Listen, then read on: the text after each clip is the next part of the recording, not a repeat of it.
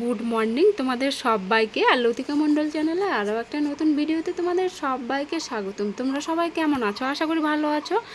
আর আমিও তো খুব খুব খুব ভালো আছি। তো আজকের ভিডিওটা আমি সকাল থেকেই শুরু করলাম, আর এটা হচ্ছে বেশ কয়েকদিন আগের ভিডিও। আর এই যে দেখো সকাল সকাল কত সুন্দর রোদ বেরিয়েছে, মানে সুন্দর না, এখন যেহেতু গরম তার জন্য রোদটা খুব সুন্দর লাগে না। তো মাসি বাড়ি থেকে আসার পর কাপড়গুলো বেশ কয়েকদিন থেকে রেখেই দিয়েছিলাম, কাঁচা হয়নি, কারণ আমাদের এদিকে একটু জলের সমস্যা, তার জন্যই। আর যেহেতু বেশ কয়েকদিন বৃষ্টি হয়নি তার জন্যই পুকুরের জলের এরকম অবস্থা। তো জলের কষ্ট ভালোই পাচ্ছি মোটামুটি আমরা। আর একটা যে মার্শাল করব, তো সেরকম অবস্থাতেও নেই আমরা এখন। আর একটা মার্শাল করলে তো মোটামুটি ভালোই খরচা হবে, তো সেরকম সামর্থ্য নেই আমাদের। আর শুধু আমার একার কষ্ট না, আমাদের পাড়ার যতগুলো আমরা মহিলা সবার কষ্ট হচ্ছে জলের জন্য। তো বন্ধুরা, সেরকম না যে পুকুর নেই, পুকুর আছে ছোটোখাটো, কিন্তু পুকুরে খুব একটা বেশি জল নেই, ওটাই বলতে চাইছি তোমাদের। তো স্নান করার জল মার্শাল থেকে আনা হয়। আর এমন অবস্থা, মার্শালেও মাঝে মধ্যে জল পাওয়া যায় না, কারণ সোলার দিয়ে যেহেতু যখন রোদ হয় তখন জল বেরোয়, যখন রোদ থাকে না তখন জল পাওয়া যায় না। তো পুকুর থেকেই কাপড়গুলো আমি কেচে নিয়ে আসলাম সব কটাই। আর যেহেতু বাড়িতে বেশ কয়েকদিন ছিলাম না, তো বাড়িটাও মুছামুছি করে নিয়েছি সকালবেলা। আর আমাদের তো ছোট্ট বাড়ি, তো এই ছোট্ট বাড়িটাকেই আমি একটু যত্ন করে রাখার চেষ্টা করি। তো বন্ধুরা, আজকে আমার মনটা একটু বেশি হ্যাপি। তো মনটা হ্যাপি হওয়ার কারণ হচ্ছে বিকেলবেলা আমি আজকে যাব বাবার বাড়ি। তো এই যে বেরিয়ে পড়েছি, হেঁটে হেঁটে চলে যাচ্ছি হাতে ব্যাগ নিয়ে। তো বেশি কাপড় চোপড় নেইনি, কারণ ওখানে আমার কাপড় থাকে অলরেডি, নাইটি শাড়ি, তার জন্যই বেশি কাপড় নিয়ে যেতে হয় না। আর এখন বাজে বিকেল 4টে, তো হেঁটে হেঁটে আমি সোনামান যাব। আর এখনও মোটামুটি ভালোই রোদ। তো 12 মাইলে গিয়ে আমি বাসের জন্য বসে আছি, কারণ একটা বাস গেল, ওটাতে প্রচণ্ড ভিড় হয়েছিল, তার জন্য সেটাতে গেলাম না। আরেকটা বাসের জন্য অপেক্ষা করছি এখন। তো চলো বন্ধুরা, দেখা হচ্ছে সন্ধ্যাবেলা বাবার বাড়িতে গিয়ে একবারে। তো বাবাদের এখানে ছিল আজকে হাট, আর আমাদের বাড়ির সামনেই, তো সেখানে কিছু খাওয়ার জন্য নিতে চলে গেলাম, গিয়ে সঙ্গে সঙ্গেই। আর এই যে দেখো ভূমি দাদা নিয়ে আছে, আর এই যে দেখো তোমাদের টাটা দিয়ে দিচ্ছে ভূমি সোনা।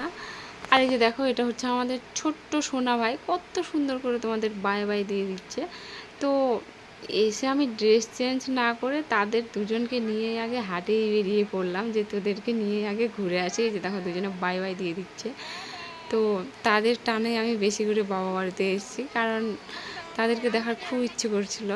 আর এই যে দেখো আমার ভাইটা শুধু বাই বাই বাই বাই দিচ্ছে। তো আমার ছেলের কথাও আমার খুব মনে পড়ছে, আমি তাকে খুব মিস করছি, কিন্তু কিছু করার নেই, তার কাছে যাব কালকেই। আর এই যে দেখো আমাকে পাপ্পি দিয়ে দিচ্ছে, সরি কালকে যাব না, 2 দিন পর যাব। আর এই যে বোন এখানে খাবার নিয়ে আছে, এগুলোই কিনলাম আমরা। বোন তো ক্যামেরার সামনে আসবে না, তার জন্য খাবারগুলোই তোমাদেরকে দেখাচ্ছে। এখানে ডাল পনির নিয়েছি আর ব্রেড নিয়েছি। আর এই যে দেখো দুটো পুচকিয়ে আইসক্রিম নিয়েছে, আইস চোকো নিয়েছে। তো চোকো ছিটতে পারছে না, দুজনের চোকো পেয়ে তো খুব খুশি, তার জন্যই আমার সঙ্গে হাটে গেছিলো। এই যে বাই দিয়ে দিচ্ছে তোমাদের, আর আমি আবার বলছি বাই দাও। তো দেখবা কেমন করে বাইরে, দেখো কেমন কমর হিলাচ্ছে, দুজনে হেলে দিলে বাই দিচ্ছে তোমাদের। এরকম করে কেউ বাই দেয়? নতুন স্টাইল। আর খাওয়ার পর ভূমির অবস্থা দেখো, জামা টামা সব শেষ করে দিয়েছে, আর একা একা এখন পরিষ্কার করছে। তো বন্ধুরা, বাবা বাড়িতে আসার পর আমি এখনও বাড়িতে ঢুকলাম না। আর এই যে দেখো মুখের কেলিটা দেখো শুধু, তাদেরকে নিয়ে আমি বাইরে কিছুক্ষণ ব্যস্ত ছিলাম। আর এসছিল বাড়িতে এই যে আমার দাদি, তোমরা ঠাকুমাদের কি বলো, আমরা তো দাদি বলি। আমার দাদির বোন এসছে, আর আমার কাকিমার মা এসছে, মানে দিদা আর দাদি এসছে। তো বন্ধুরা দেখো, মিঠু ভাই তো খুব বদমাইশি করছে, কারণ এগুলো খেতে দিয়েছে দিদাদের, আর ও একাই নিয়ে নিয়ে খাচ্ছে জিলাপি। আর দেখো দুটো বাটি এক জায়গায় করছে, কারণ ও কাউকে দেবে না, ও একাই একাই নাকি খাবে। এই যে দেখো কেমন খাচ্ছে শয়তানটা। চুমা দাও। তো বন্ধুরা, সবাই মিলে গল্প করতে করতে এই যে দেখো সাপ কোথা থেকে হঠাৎ চলে আসলো। তো সাপের, এটা হচ্ছে সাপের বাচ্চা, তো গলি দিয়ে ঢুকে পড়েছে। আর আমরা তো সবাই প্রচণ্ড ভয় পেয়ে গেছিলাম, কারণ ভূমি আছে, মিঠু ভাই আছে ওখানে, ওরা খেলছিল, বলা যায় না কখন কি বিপদ হয়ে যেত। তো সবাই ভেবেছিলাম মনে হয় কোনো বিষাক্ত সাপ হবে, তো না পরে ভালো করে দেখছি যে এটা একটা ঢোড়া সাপের বাচ্চা। তো এটা যেহেতু কারো ক্ষতি করবে না, তার জন্য কাকু এটাকে লাঠিতে করে নিয়ে গিয়ে বাইরে গিয়ে ছেড়ে দিয়ে চলে আসলো। তো তারপর সন্ধ্যাবেলা খাওয়া দাওয়ার পর আমরা এখন শুয়ে পড়েছি, আর এই যে আমার মিঠু সোনা ঘুমিয়ে পড়েছে।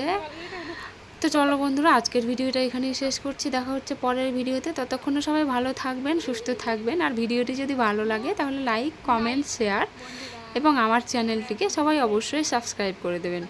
ধন্যবাদ বন্ধুরা তোমাদের সবাইকে। তোমরা সবাই খুবই ভালো থেকো।